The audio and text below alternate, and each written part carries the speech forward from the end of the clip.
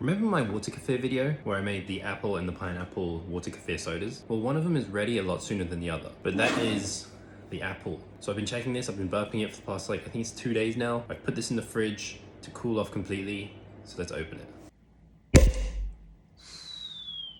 That was a good one. And it's barely foaming up as well, so let's try it. It smells exactly like apple juice. I love that sound.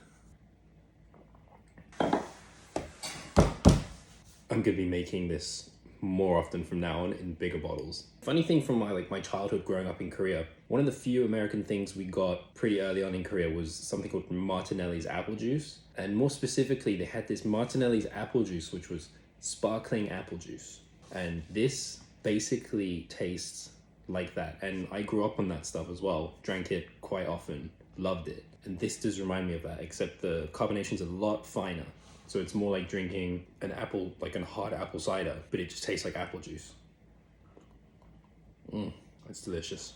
We'll have to wait a few more days though for the pineapple one, because as far as I'm concerned, that one's not showing that much activity yet. It might be because it's cold. It might be because the juice isn't the best pineapple juice, but you know what? Maybe we'll do another one using a real pineapple.